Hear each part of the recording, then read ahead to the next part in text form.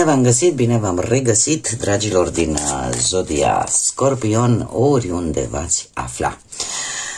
Suntem din nou împreună la o nouă lectură, de data aceasta o lectură temporală, fără limită de timp. O lectură pe care voi să o puteți urmări oricând doriți sau atunci când apare în viața voastră. Desigur, dragilor, nu uitați un lucru important, este totuși o lectură general, colectivă, așa că vă rog să luați decât acele mesaje care vor rezona cu voi, iar restul lăsați-le să zboare în univers, pentru că sigur sunt pentru alte energii care, într-o mai mică sau mai mare măsură, au o legătură cu Zodia Scorpion. Așa că, dragilor, toți cei care aveți Soarele, Luna, Venus, Ascendentul în Zodia Scorpion, această lectură este de asemenea și pentru voi. Și haideți să începem această lectură cu energia voastră, să vedem ce energie au dragii mei din Scorpion în acest moment când urmăresc această lectură. Care este energia dragilor mei din Scorpion în momentul în care urmăresc această lectură.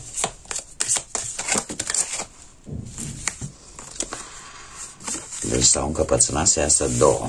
Bun. Dragilor, se pare că sunteți un pic îngrijorați, ca să zic așa, sau preocupați de anumite cheltuieli pe care le puteți avea în perechea voastră sau în familia voastră, în relația voastră. De asemenea, poate preocupați și de anumite întârzieri relaționate poate atât cu partea sentimentală cât și cu partea asta a muncii. Unii traversează poate momente destul de dure pe terenul ăsta profesional și ori că trebuie să consumați mai mult timp pentru un anumit proiect profesional, ori pur și simplu eu aș zice că cu steaua asta întoarsă sunteți totuși, nu știu, ceva nu vă iese.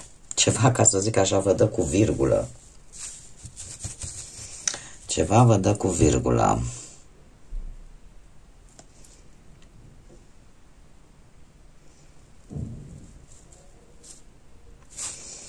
Poate ați avut parte de o mică perioadă, o perioadă foarte scurtă, când lucrurile au mers totuși bine, mai ales dacă vorbim de muncă și de relație sau de viața sentimentală, doar că într-un fel sau altul aș zice că n-ați putut să vă bucurați așa tare de această reușită. A fost, să zicem, foarte efemeră, n-a durat mult. Haideți să vedem acum ce ne spune și tarotul Rider-Waite-Smith.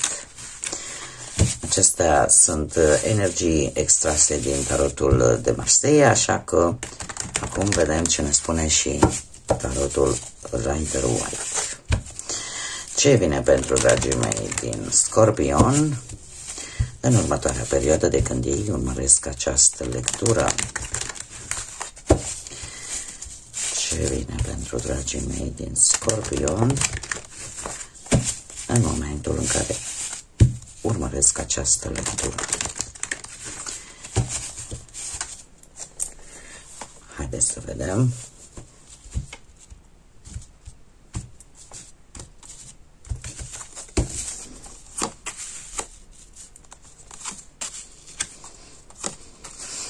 Da.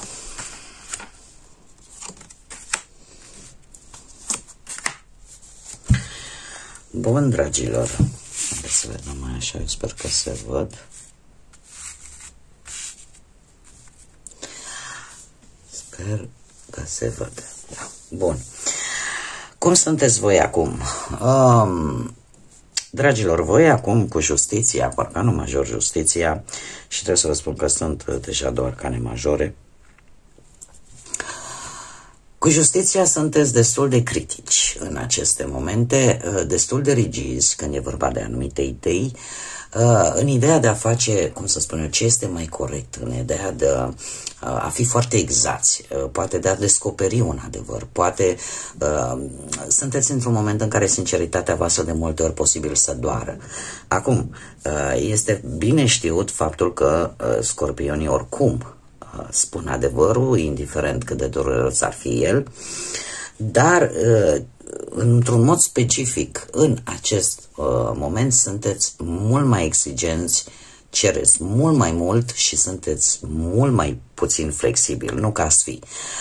Oricum, Scorpionul este o zodie fixă, da, care nu prea-i plac schimbările bruște și de obicei când vor să facă o anumită schimbare o gândesc foarte mult, ca să aibă siguranța că această schimbare este ceea ce trebuie, dar cu atât mai mult în acest moment dați dovadă de o severitate foarte mare și de o gândire destul de rece, dar cumva cerută de aspectele prin care voi treceți în acest moment.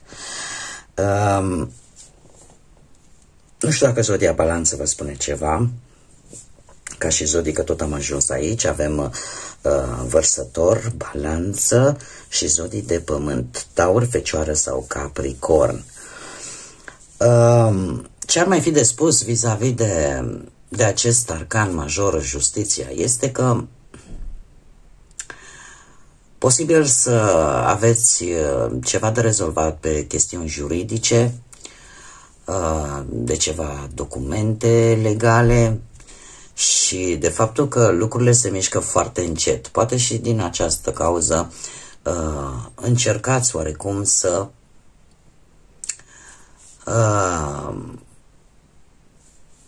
fiți un pic mai pragmatici. Încercați poate un pic mai mult să mergeți numai pe o singură idee. Poate să fie și aceasta o cauză și să nu fie neapărat pentru că vreți voi, ci pur și simplu poate un anumit document, un anumit proces vă face să fiți un pic mai intransigenți, mult mai exigenți și mult mai axați pe adevăr decât o faceți oricum în mod normal. Eu aș spune că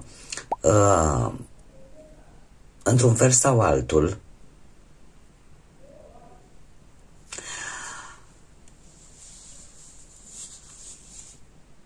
haideți să vedem totuși ce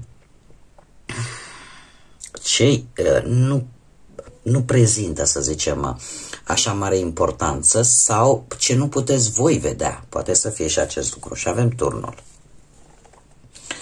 Dragilor, toată această stare prin care voi treceți în acest moment, tocmai pentru simplu fapt că sunt gândurile un pic explozive, ca să zic așa, poate duce, fără ca voi să realizați, sau un adevăr pe care îl veți spune foarte franc, foarte în față, foarte direct, poate duce la acest turn care poate reprezenta distrugerea unei situații, distrugerea a ceva care se dărâmă. E posibil să te zbați, nu știu, vis-a-vis de o idee care, din păcate, să nu prea meargă. Cum de asemenea, e posibil ca voi la un moment dat să vă pierdeți controlul. Și poate involuntar, chiar dacă nu acceptați în acest moment, ceva nociv să iasă din viața voastră. Fără, poate nici măcar să nu vă dați seama. Știți cum e când se separă bobul de neghină și în momentul în care spui lucrurile verde în față și cei care se regăsesc în acel adevăr se detașează. Da? Imaginați-vă că e un turn pe care și voi puteți să-l provocați. Nu neapărat voluntar, poate chiar involuntar, dar prin maniera prin care voi comunicați, prin care voi vă expuneți gândirea. Pentru că totuși Justiția ne vorbește și de, în afară că ne vorbește de niște principii foarte, foarte dure, drepte, dar dure, lucrul ăsta s-ar putea să-l provocați chiar voi, acest turn. și în felul ăsta să, cum să zic eu, să vedeți o schimbare bruscă sau să aveți o revelație bruscă, fără ca nici măcar să nu fiți atenți. Da? Ori e ce nu puteți vedea, ceva s-a iscat aici. Ceva aici s-a dărâmat.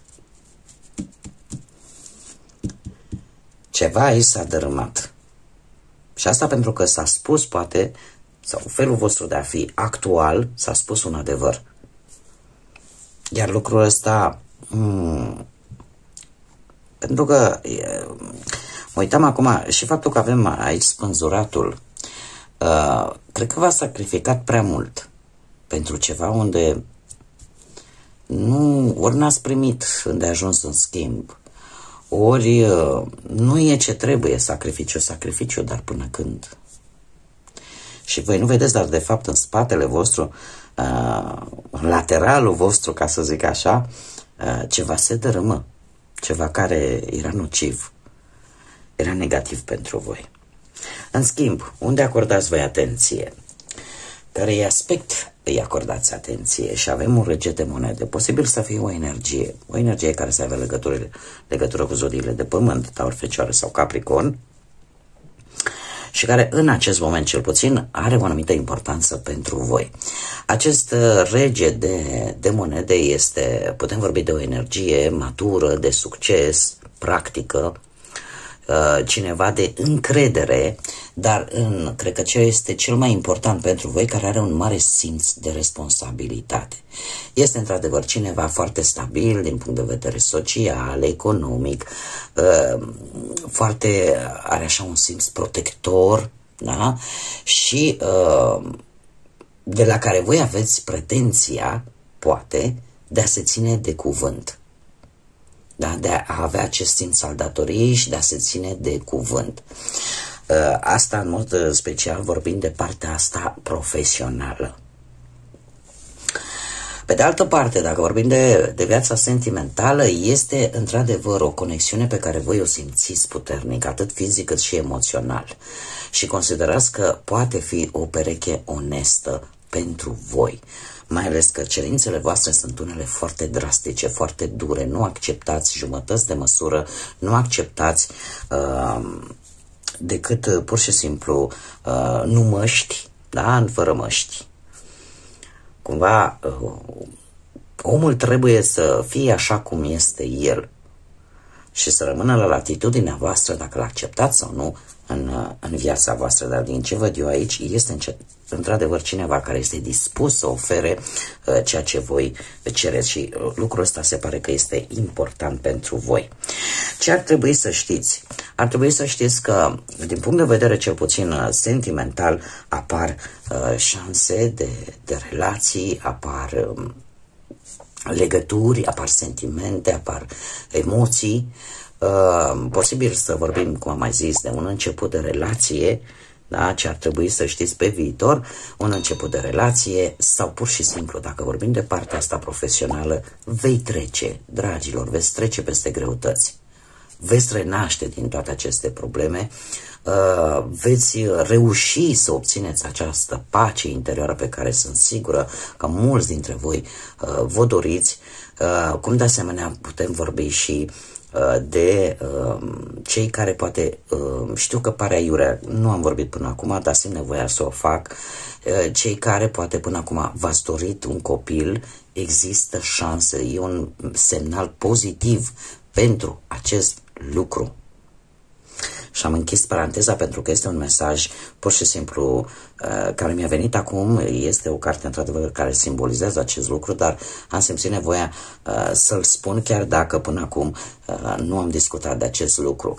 Dar ceea ce trebuie voi să știți, că lucrurile nu vor rămâne așa o veșnicie, da? În perioada imediat următoare există șansa acestor lucruri, a unui cămin bun, a unei perechi bune pentru voi. E o carte foarte pozitivă. De ce anume ar trebui să țineți cont? Ar trebui să țineți cont cu acest 9 de monede că există o importanță în a menține în echilibru și un echilibru sănătos între a fi independent și a fi dependent la nivel reciproc. Adică, cumva, trebuie respectată autonomia, libertatea celorlalți, dar atâta timp cât îți sunt și ție respectate aceeași autonomie și aceeași libertate.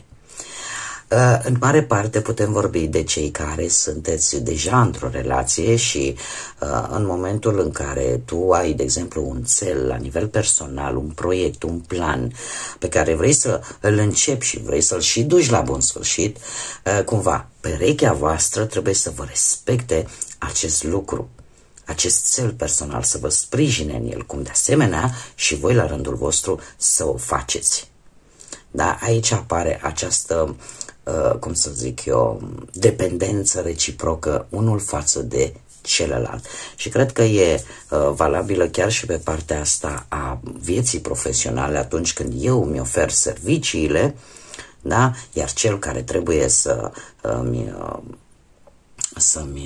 cum să zic eu, să-mi plătească aceste servicii trebuie să fie la fel de corect. Adică și noi, cei care muncim, trebuie să respectăm pe cei care ne recompensează financiar, dar să fie ceva reciproc. Așa că e valabil chiar și pentru acest aspect.